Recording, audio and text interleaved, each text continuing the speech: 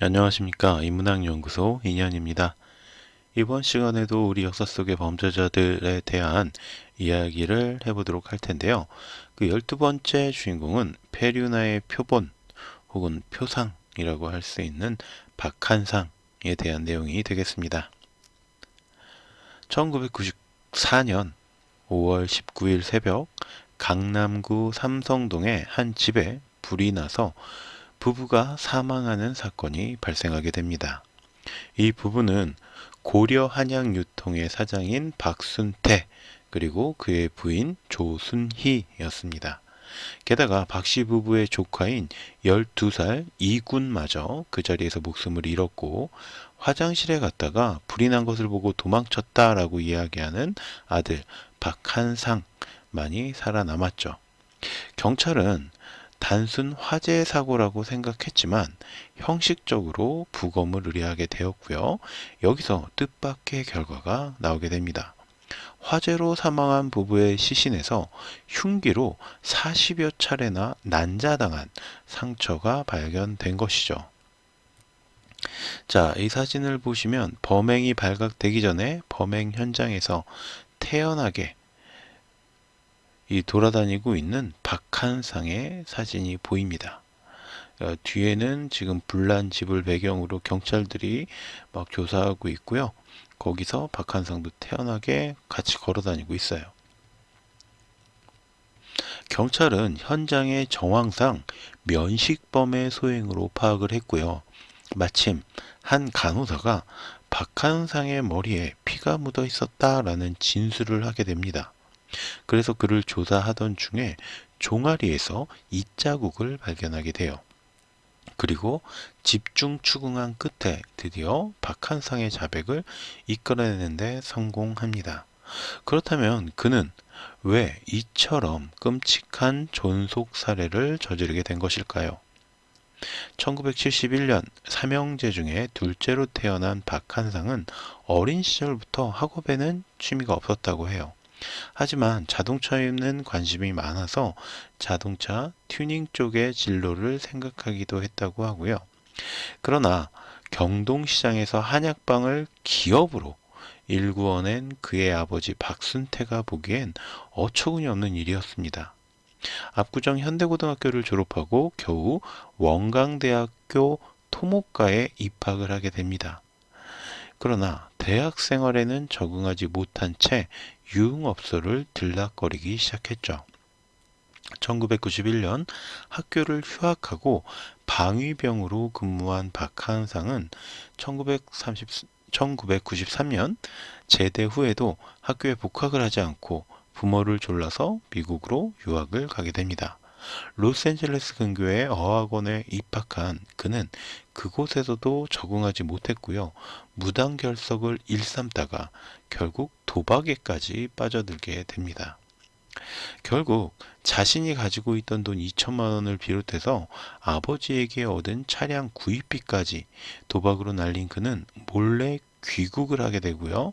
그리고 신용카드를 만든 다음에 사채업자에게 카드깡으로 2천만 원을 또 빌려서 200만 원을 받아서 그 돈으로 나이트클럽을 돌아다니다가 또 친척에게 발각이 돼요.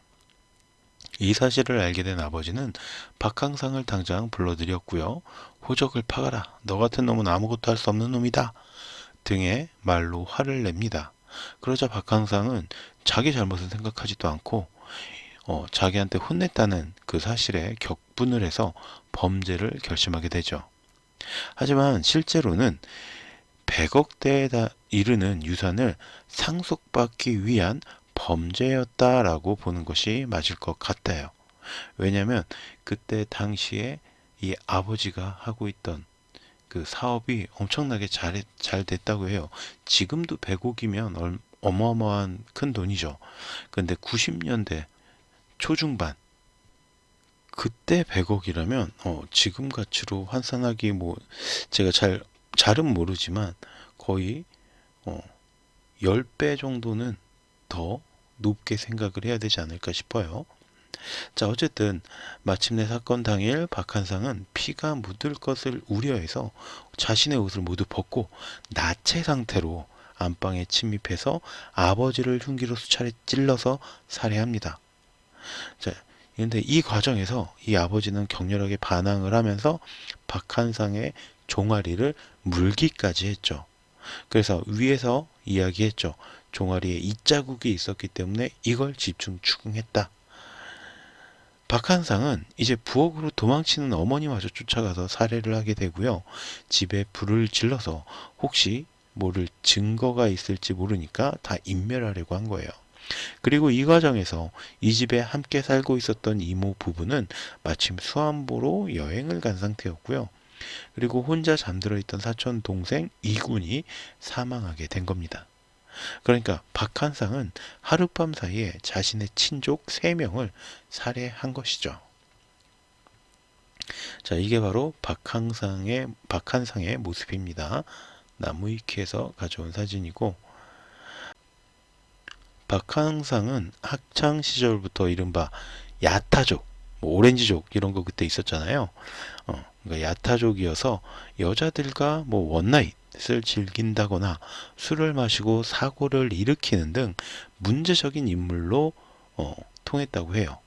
고등학교 때부터 친구들과 술을 마시고 싸움질도 하고 폭력을 행사하고 그렇기 때문에 아버지는 이런 박한상을 더욱 강압적으로 통제하려고 했고, 그렇지만 이건 더 박한상을 엇나가게 만들게 된 거죠. 하지만 90년대 초반, 이때 당시에 아들을 위해서 미국 유학도 보내주고 차량 구입비까지 18,000달러를 보내주기까지 했다라고 한다면, 이 아버지가 그냥 돈이 많으니까 라고 쉽게 생각할 게 아니라 그만큼 이 아들을 진심으로 미워한 게 아니라 사랑했다. 그래서 더 화를 냈다. 이렇게 보는 게 맞을 것 같아요. 장남과 막내 같은 경우에는 한의대생이 돼서 아버지의 뒤를 착실하게 잇는 것에 비해서 자꾸만 엇나가고 삐뚤어지고 있는 차남에게 그만큼 더 아버지의 속이 상했던 것이 아닐까라고 추측합니다. 어찌되었든 박한상은 인간으로서 결코 해서는 안 되는 범죄를 실행에 옮겼죠. 그리고 그 과정이 치밀하고 계획적이기까지 했습니다. 만약 간호사가 상처는 없는데 머리에 피가 묻어 있었던 이 박한상을 의심해서 경찰에 알리지 않았다면 박한상은 검거되지 않았을지도 모릅니다. 다만 외가 쪽에서는 박한상 가족의 불화를 어느 정도 인지하고 있었다고 해요. 그래서 박한상을 의심하던 상태였는데 친가 쪽 인물들은 경찰이 박한상을 조사하려고 하니까 거세게 항의를 할 정도로 박한상에 대해서 별로 잘 모르고 있었던 것 같다고 합니다. 경찰 조사 결과 모든 범죄 사실이 발각된 박한상은 1심과 2심은 물론이고요. 1995년 8월에 이루어진 대법원의 판결에서도 사형을 선고받고 현재도 교도소에 수감 중이라고 합니다. 자, 이게 박한상이 사형 선고를 받을 때의 모습이에요. 나무위키에서 가져온 사진이고요. 박한상의 이런 사건 이전에도 존속살해 범죄는 존재했습니다. 그러나 박한상의 범죄가 이때 당시에 큰 이슈가 될 수 있었던 건 부모에 대해서 어떤 자신이 가진 원한으로 죽였다, 우발적 범행으로 죽였다 이런 게 아니라 단순하게 자신이 어떤 금전적인 이득을 얻기 위해서 자신의 부모를 죽였 그런 사건이었기 때문이죠. 그러니까 이전까지의 존속살해는 어린 시절의 학대, 극심한 가난, 뭐 이런 갈등 이런 것들이 폭발해서 이루어진 우발적인 범죄 형태였다면 박한상의 경우에는 오로지 유산을 상속받기 위해서 계획적이고 치밀하게 범죄를 설계하고 실행하는 과정 역시 굉장히 잔인하게 이루어졌습니다. 이 사건은 워낙 큰 이슈가 되었기 때문에 영화 공공의 적의 모티브로 사용되기도 했죠.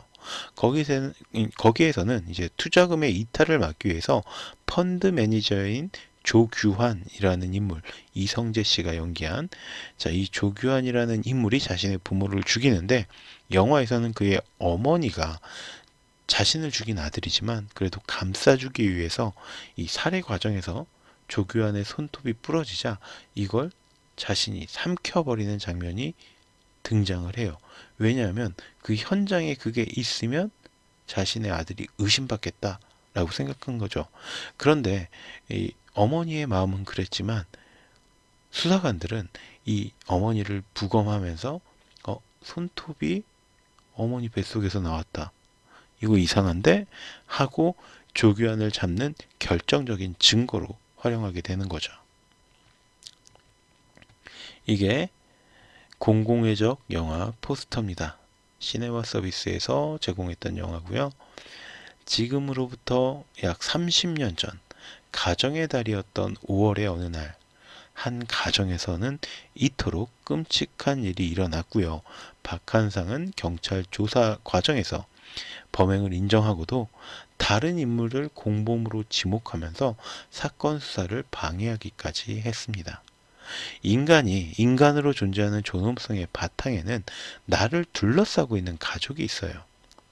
나라는 인물이 혼자 설 수 없기 때문에 가족이라는 울타리가 나를 설 수 있게, 제대로 설 수 있게 지탱해주고 도와주는 거죠. 그러나 그 자신이 내가 이제 울타리보다 더 키가 컸어 라고 생각한다고 해서 그 울타리를 벗어날 수는 있어도 파괴해서는 안 된다라는 겁니다. 나와 울타리는 상호 간에 필수적인 보완 관계에 있기 때문이다 라는 점을 이 글을 읽는 그리고 제 이야기를 듣고 계신 분들은 기억해 주셨으면 좋겠어요. 내가 어른이 됐다, 내가 이제 컸다, 독립했다 라고 해서 내가 울타리를 자연스럽게 넘어갈 수는 있겠죠. 그런데 이제 나한테는 필요 없어 라고 하면서 울타리를 부수는 행위, 파괴하는 행위, 이거는 결코 있어서는 안 되는 일이라는 겁니다. 오늘도 제 콘텐츠 이야기 들어주셔서 감사하고요. 저는 다음 시간에 또 새로운 이야기로 여러분을 만나 뵙도록 하겠습니다. 오늘 여러분께서 들으신 콘텐츠가 흥미롭고 재미있으셨다면 구독과 좋아요도 부탁드리겠습니다. 감사합니다.